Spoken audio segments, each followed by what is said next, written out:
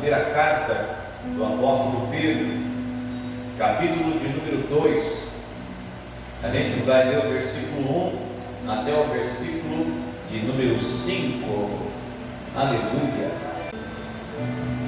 Despojando-vos, portanto, de toda maldade e dolo, de hipocrisias e invejas, e de toda sorte de maledicências, desejai ardentemente, como crianças recém-nascidas, o genuíno leite espiritual, para que por ele vós seja dado crescimento para a salvação, se é que já tendes a experiência de que o Senhor é bondoso, chegando-vos para ele, a pedra que vive, rejeitada, sim, pelos homens, mas para com Deus, eleita e preciosa. Também vós mesmos, como pedras que vivem, sois edificados para a casa espiritual, para ser de sacerdócio santo, a fim de oferecerdes sacrifícios espirituais, agradáveis a Deus, por intermédio de Jesus Cristo. Amém. Essa é a palavra da tarde. Feche os olhos se você pode e vamos orar. Senhor, nós te louvamos, te agradecemos pelo dom da vida, pelo privilégio de poder estar aqui esta tarde.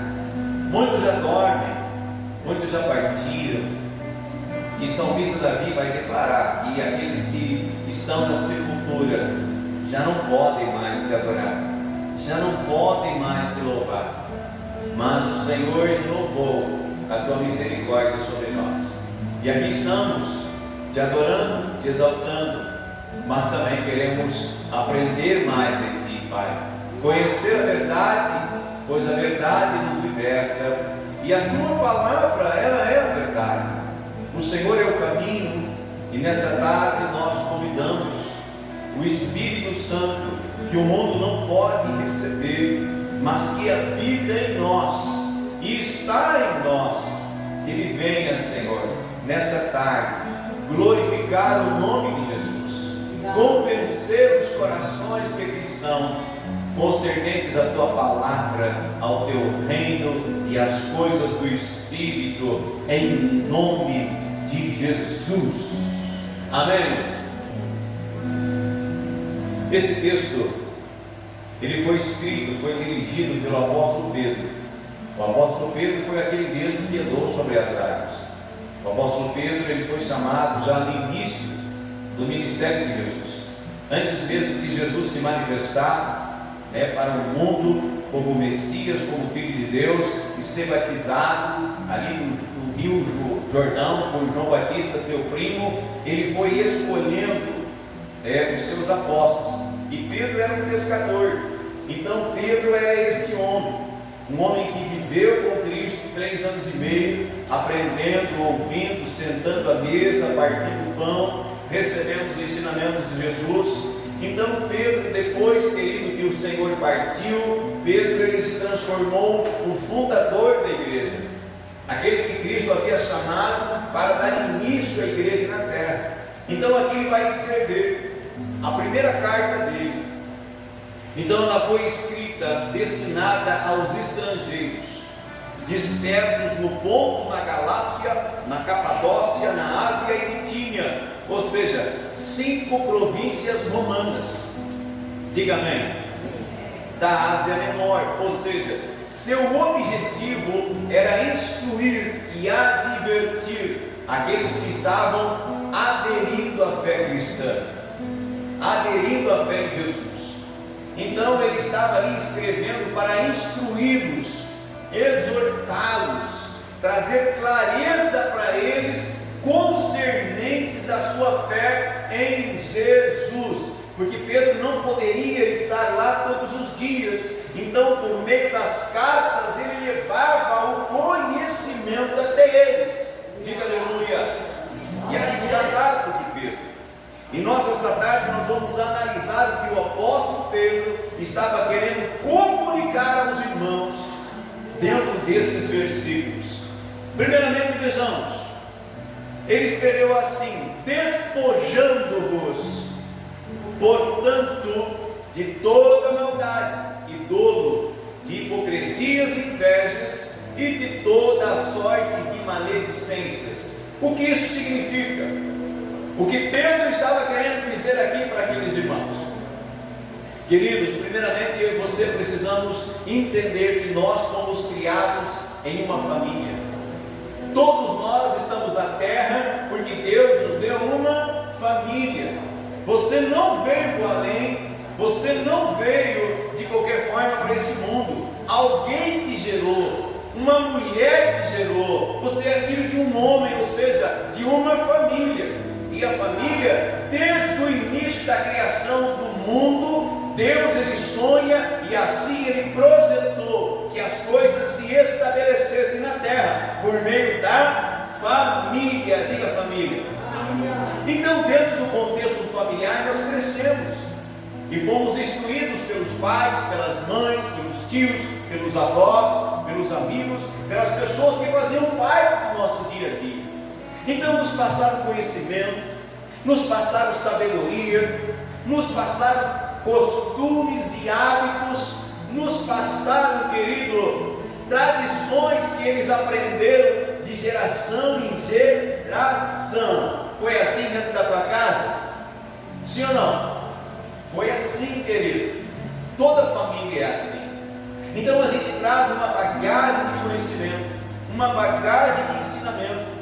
Porém, alguns deles verdadeiros, outros nem tanto. Então, dentro da nossa família, além desses ensinamentos, nós recebemos o quê? O conceito daquilo que é certo, daquilo que é errado. Recebemos os conceitos concernentes à espiritualidade, aquilo que é sagrado. E é nos passado muitas vezes um legado da espiritualidade que os nossos pais ou avós proferiram. É ou não é verdade? A minha mãe, a minha avó, meu tataravó professava fé nisto ou naquilo, e assim eu aprendi, e assim eu tenho feito de geração em geração. Sim ou não? Porém, muitas vezes, querido, aquilo que nós aprendemos de geração em geração não está totalmente o que? Correto, se nós formos analisar à luz da Bíblia. O que é a Bíblia? O que é a Bíblia para você? Para alguns homens ela é um livro de pesquisa, para outros é um livro de história, mas para nós que estamos sendo salvos em Cristo Jesus, é a palavra de Deus. Amém ou amém? Para nós que acreditamos em Cristo Jesus, a Bíblia não é um livro de história, não é um livro de tradição, não é um livro de usos e costumes, não, é a própria palavra de Deus, ou seja, um manual de vida para os seres humanos. Amém? Então olha para a tua Bíblia e diz assim para ela, olha para ela, parece coisa de louco, mas olha para a Bíblia e diz para ela assim: tu és o manual da minha vida. Aleluia. Então eu acredito que os seus pais também fizeram isso com você, te ensinaram, querido, que falar a palavra de baixo calão, palavrão, era errado, sim ou não? A minha mãe dizia para nós, a gente tinha 4 irmãos do primeiro casamento, depois do segundo mais um. Aí a gente dizia palavrão e a mãe dizia: para de falar palavrão, guri, senão eu vou colocar pimenta na tua boca. Amém ou amém? Ninguém havia me ensinado palavrão, mas eu falava a palavra. E por mais que a mãe dizia não fala, e me exortava, eu seguia o que? Falando palavrão, mesmo sabendo que aquilo era errado. Aconteceu assim contigo também? Ou só comigo? Amém ou amém? E fazendo, além de falar palavrão, fazia muita coisa errada, querido. Não que hoje eu seja perfeito, não é isso, mas eu estou melhorando dia após dia. Toda vez que eu me encontro com a glória de Deus, eu sou transformado em alguma área da minha vida. Aleluia! Então eu estou melhorando dia após dia. A explicação para esse fato, por que isso acontece? Por que os nossos pais nos ensinam algo certo e muitas vezes nós fizemos tudo errado? Porque qual é a explicação? Qual é a explicação para isso? De um pai te ensinar algo certo, querendo o seu bem, e você fazer tudo diferente. Teimosia? Em termos está certo, mas não está ligado somente à teimosia. Está ligado a uma herança, diga herança, espiritual que você recebeu. Amém?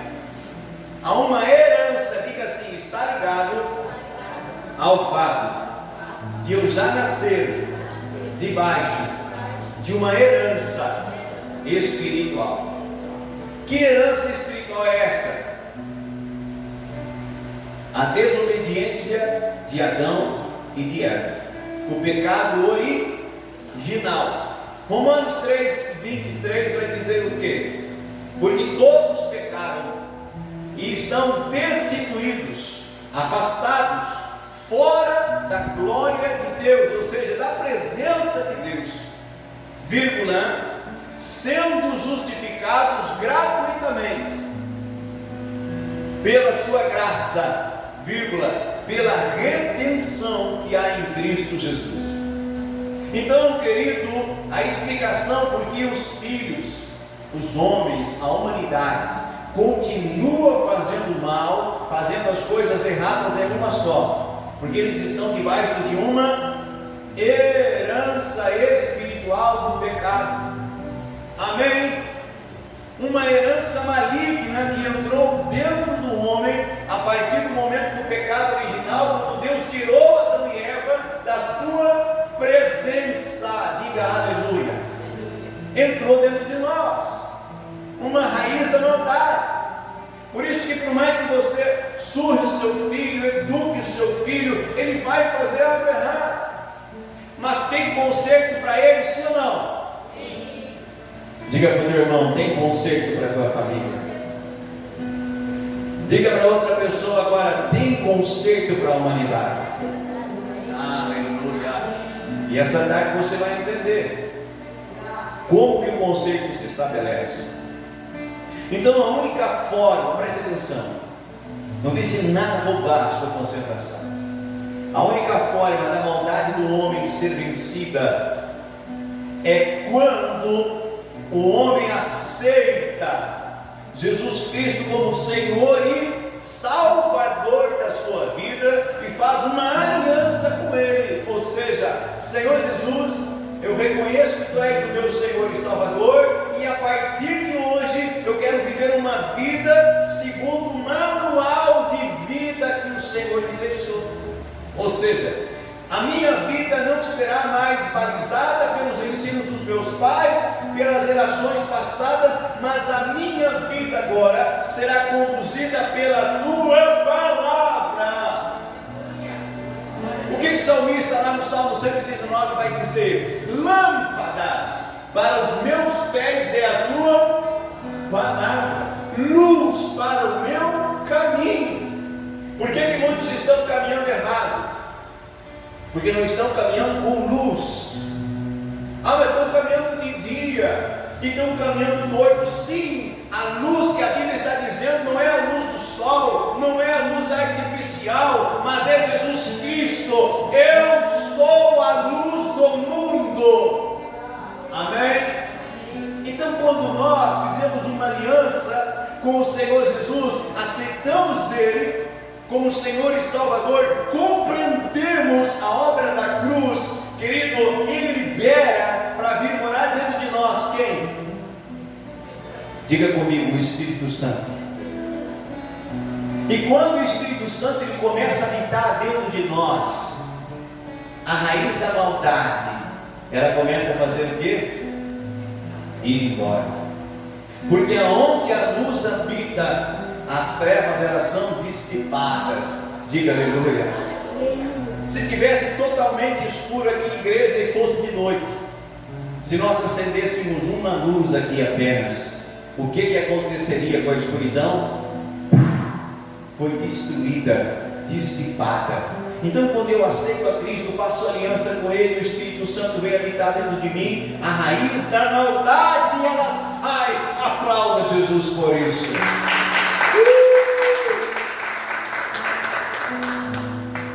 Por que a gente ouve tantos testemunhos de pessoas que outrora foram tantas coisas? Homicida, ladrão, drogado, fizeram tantas abominações. Ninguém queria saber, nem a família. Mas de um tempo para o outro, aquela pessoa começa a mudar, começa a ser desejada.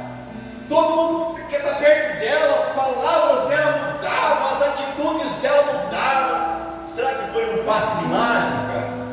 Já sei, hipnotizaram ela. É isso? É isso, irmão? Deram um reset nele e programaram. Não. Reset você dá nos aparelhos eletrônicos, mas no homem não tem como dar o reset. Aleluia. Ou seja, aquele homem, aquele velho homem da natureza pecaminosa, da raiz, querido, do mal, quando o Espírito Santo entra nele, quando ele aceita a Cristo, a Bíblia vai dizer que ele morre. Diga aleluia. E aí renasce dentro dele um novo espírito. Agora não mais o espírito com a herança do pecado, mas agora um espírito novo, ressuscitado, feito novo em Cristo, para viver segundo o propósito dele para nós. Amém? Aí a gente consegue vencer, irmão, a maldade, os hábitos errados, as coisas ruins. Diga aleluia.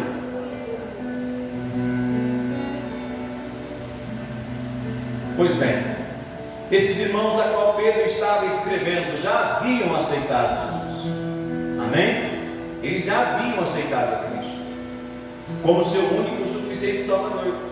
E Pedro estava encorajando eles a remover dos seus corações e dos seus lábios velhos hábitos da natureza sem Deus. Então Pedro estava dizendo para eles: irmãos, eu rogo diante de Deus, eu peço ao Senhor para que vocês se despojem.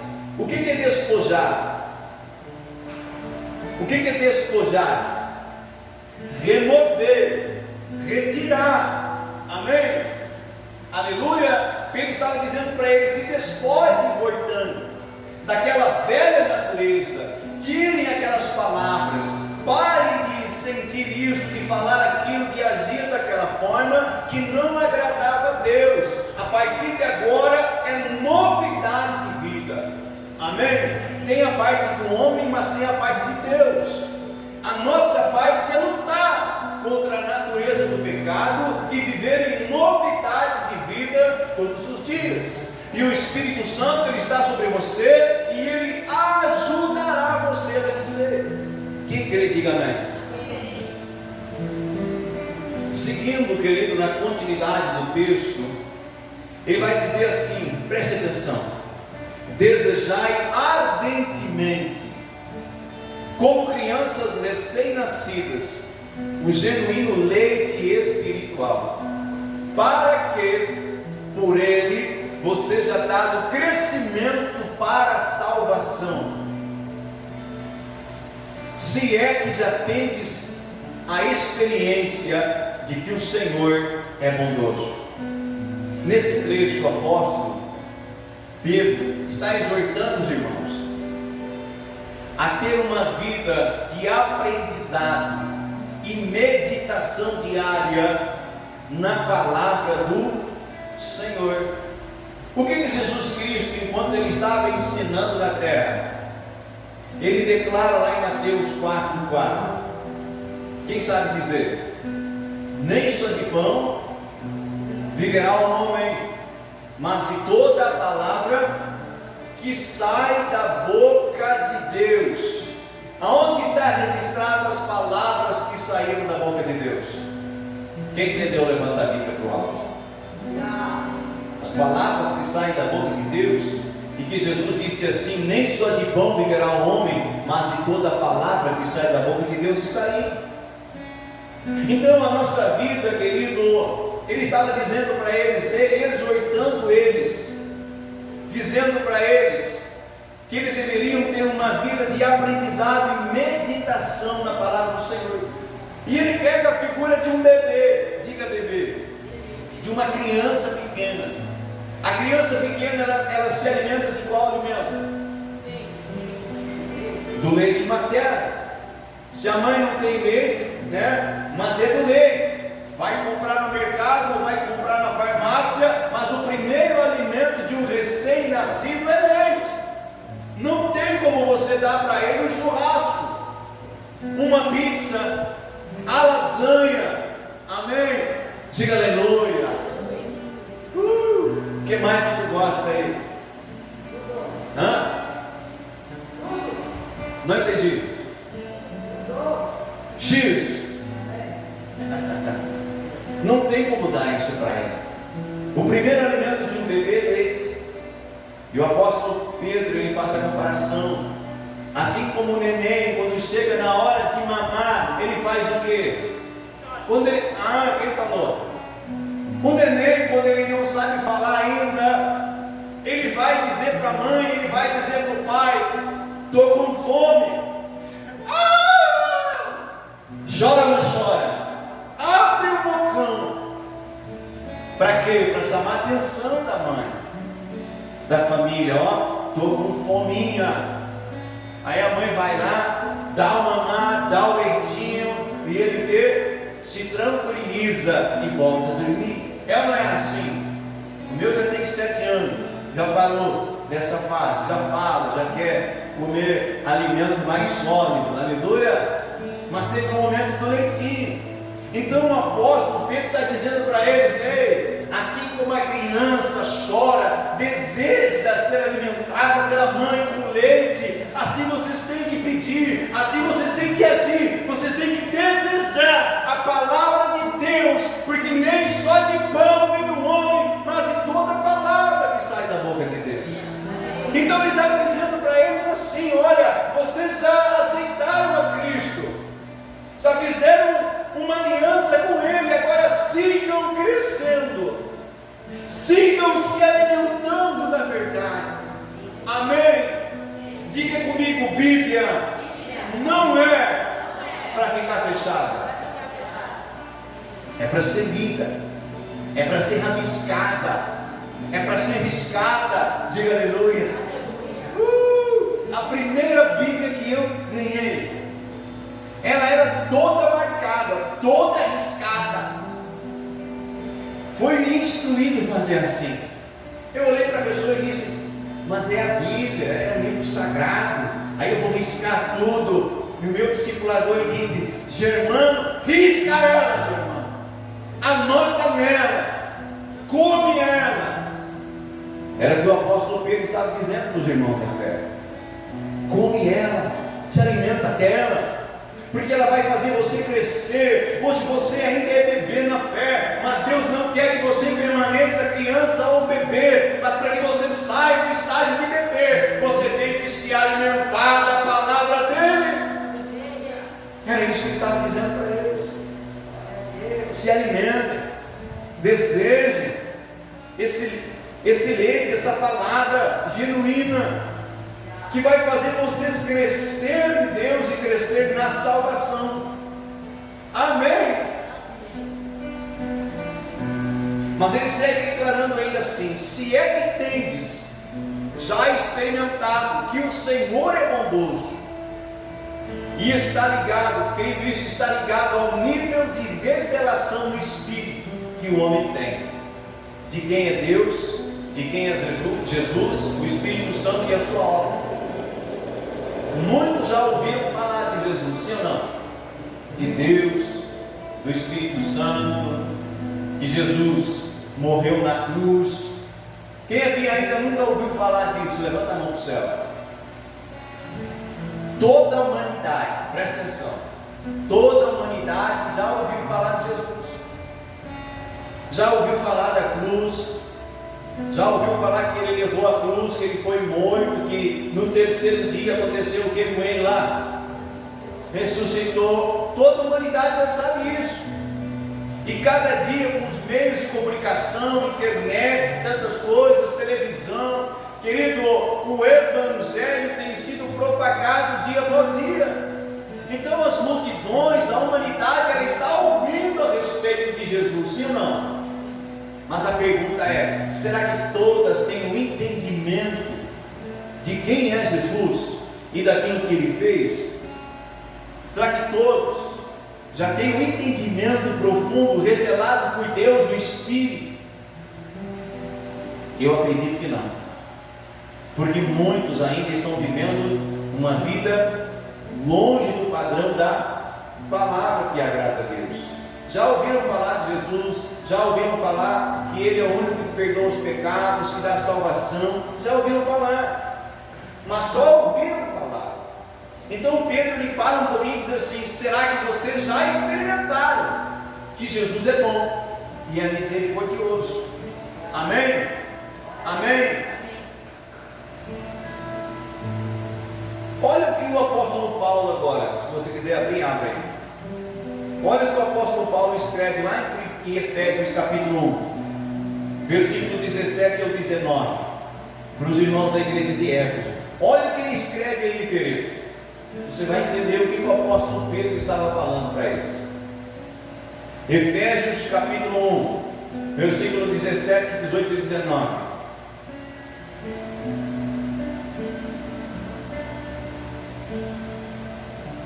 Olha só: peço que o Deus, nosso Senhor Jesus Cristo, o glorioso Pai, dê a vocês espírito de sabedoria e de revelação, no pleno conhecimento dele. Oro também para que os olhos do vosso coração sejam iluminados. Já viu o coração com o olho, irmão? Quem é que já viu o coração teu olho aí? Paulo não estava falando do coração, ele estava falando do intelecto do homem, amém? Falando da razão do homem, aleluia. Vamos seguir adiante. A fim de que vocês conheçam a esperança para a qual ele os chamou, as riquezas da gloriosa herança dele nos santos, e a incomparável grandeza do seu poder para conosco, os que cremos, conforme a atuação da sua poderosa força. Por que muitos ainda já ouviram falar do Senhor, mas não mudaram a sua condição de vida? Porque ainda os olhos do coração deles não foi iluminado, ou seja, eles não tiveram a revelação no Espírito de quem é Cristo e daquilo que Ele fez verdadeiramente por nós. Mas eu louvo a Deus, porque você que está aqui esta tarde, e o Senhor já tem dado essa revelação no teu Espírito, amém? Ele já iluminou o teu Espírito. Você sabe que sem Jesus você não é nada nessa terra, e no porvir muito menos, amém? Louvamos a Deus. Mas nós que já estamos num grau de maturidade maior, o que nós temos que fazer com aqueles que ainda não tiveram os olhos abertos? Fazer que nem o apóstolo Paulo, orar, pedir: Deus, abre o entendimento deles, dá para eles espírito de sabedoria e de revelação, para que eles conheçam a tua palavra e tenham os olhos do coração deles abertos, para eles terem um encontro vivo, real e verdadeiro com o Senhor. Amém, amado? Dando sequência no texto inicial, vai dizer assim: chegando-vos a Ele, a pedra que vive, rejeitada sim pelos homens, mas para Deus eleita e preciosa. Também vós mesmos, como pedras que vivem, sois edificados casa espiritual, para serdes sacerdócio santo, a fim de oferecerdes sacrifícios espirituais, agradáveis a Deus, por intermédio de Jesus Cristo. O que o apóstolo Pedro estava dizendo aqui? Vamos abrir esse texto. Aqui o apóstolo Pedro está exortando os irmãos a se aproximarem do Senhor mais e mais a cada dia. Esse é o que Deus espera de nós, que nós venhamos nos aproximar dele mais e mais a cada dia. Deus espera isso, que nós nos aproximamos dele. E ele faz referência que Cristo é considerado como uma pedra. Ele usa o termo Cristo, a pedra viva, sim ou não? Rejeitada sim pelos homens, mas eleita por Deus. O que isso significa, querido? O próprio Senhor Jesus, ele disse assim: eu sou a pedra de esquina, que vocês rejeitaram. Para quem ele falou isso? Para os judeus, para o seu povo, porque primeiramente Jesus veio para quem? Para os judeus, para o povo da aliança com Deus, amém? E depois da salvação, a palavra foi aberta para os gentios, que somos nós. Mas quando Cristo veio, operou os milagres, os sinais que ninguém até aquele momento havia feito, abrir os olhos aos cegos e nascença, os ouvidos aos surdos e nascença, ressuscitar os mortos, ninguém jamais havia feito aquilo, mas Jesus fez, demonstrando para eles que ele era o Messias, o enviado de Deus, e o seu povo não o recebeu, o rejeitou como Senhor, como Messias. Mas Deus olhou lá de cima e disse: eis aí o meu filho amado, em quem eu me comprazo, me alegro, a ele dai ouvidos, a ele escutai, aprender com ele, seguir os passos dele, aleluia. A pedra de esquina, a principal pedra de uma construção. Pedro usa o exemplo de Cristo como pedra. Preste atenção que eu estou encerrando. Pedro usa o exemplo de Cristo como pedra e declara que nós, eu e você que aceitamos ao Senhor, nós também somos pedras vivas, pedras que estão vivendo, amém? Já vai entender, que servem para a edificação de uma casa espiritual, onde o próprio Deus fará habitação por meio do seu Santo Espírito. O que nós somos para Deus? Segundo as palavras do apóstolo Pedro, bata no teu peito e diga: eu sou casa espiritual, que está em processo de construção. Você é uma casa espiritual, para a morada de quem? Do Espírito Santo. O apóstolo Paulo, escrevendo aos irmãos da igreja de Corinto, ele vai falar o que? Vós sois casa espiritual, templo do Espírito Santo, amém? Entendeu isso? O que você é? Casa espiritual. Bom, vamos em frente. Toda casa espiritual, presta atenção nisso, aqui é uma chave. Toda casa espiritual ou tabernáculo, também podemos chamar de tabernáculo a casa espiritual, porque Jesus tabernaculou-se, a palavra vai dizer, sim ou não? Ou seja, assumiu um corpo humano quando ele veio para a terra. Então toda casa espiritual ou tabernáculo possuía sacerdotes que ministravam no templo, no tabernáculo, na casa espiritual, sim ou não?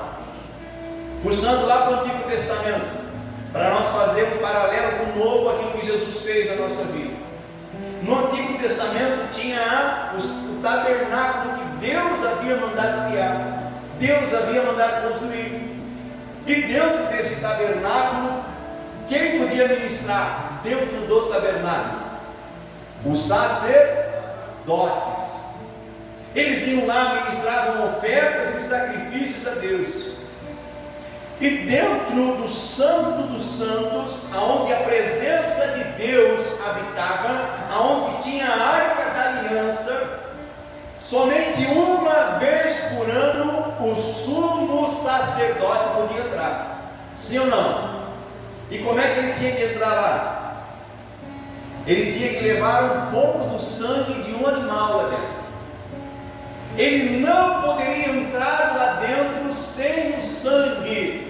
Diga, ninguém entra no Santo dos Santos sem sangue. Quem já está entendendo, ele diz amém.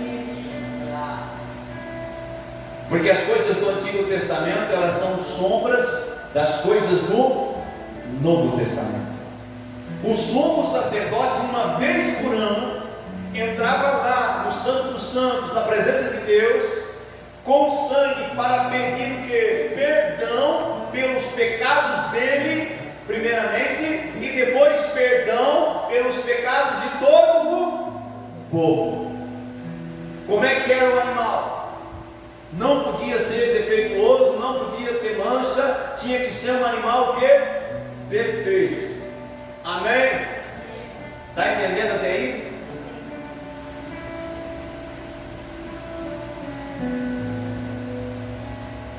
Porém, por meio do sacrifício de Jesus, hoje nós podemos comparecer diante de Deus todos os dias e todos os momentos da nossa vida. Agora eu vou abrir para que você entenda. O sumo sacerdote entrava uma vez por ano no Santo dos Santos com sangue, traz do Novo Testamento. O que aconteceu quando Cristo entregou ao Pai a sua vida na cruz? O que aconteceu no templo? O que falou? O véu se rasgou de cima a baixo. O que isso significa? Que a antiga aliança terminou, e ali se estabeleceu uma nova aliança, não mais feita agora pelo sangue de bezerros, de bois, de animais, mas uma nova e eterna aliança estabelecida agora pelo sangue de Jesus. Ele entrou diante do Pai, ele entrou no Santo dos Santos com o próprio sangue, amém, para pedir perdão a Deus. Por quem? Por mim, por você. E o véu se rasgou, e hoje nós podemos entrar diante de Deus, não só uma vez no ano, mas toda hora que nós desejarmos.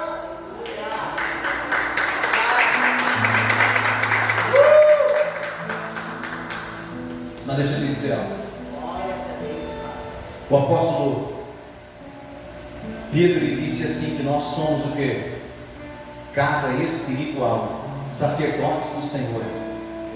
Assim como o sumo sacerdote tinha que entrar no Santo dos Santos com sangue, você só entra. Quem já está entendendo está dando risada. Você só entra diante dele com o sangue nas tuas mãos. Agora, não mais o sangue de animais, mas o sangue de Jesus. Deus só vai te receber lá. Se você comparecer com o que nas suas mãos? Sangue. Que sangue é esse, pastor? Do sangue de Cristo. Todos os que fazem aliança com Ele, Ele coloca sobre nós do Espírito e do seu sangue.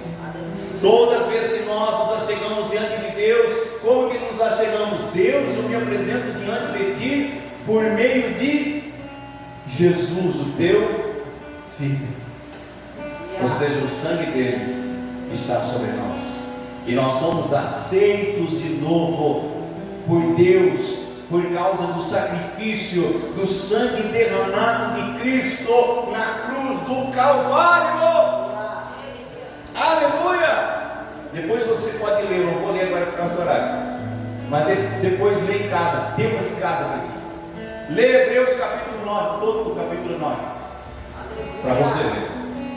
Vai falar ali que Jesus, o sumo sacerdote, que entrou diante de Deus com sangue. Aleluia!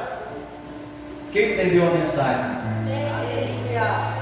Hoje nós somos aceitos por Deus, redimidos, temos acesso à presença de Deus, nascemos de novo, vencemos o pecado, vencemos as coisas que combatiam contra nós, nos afastavam de Deus, mas muitos ainda querem permanecer longe de Deus, muitos ainda querem permanecer com a raiz do mal dentro deles, porque eles não querem ter uma aliança com Cristo.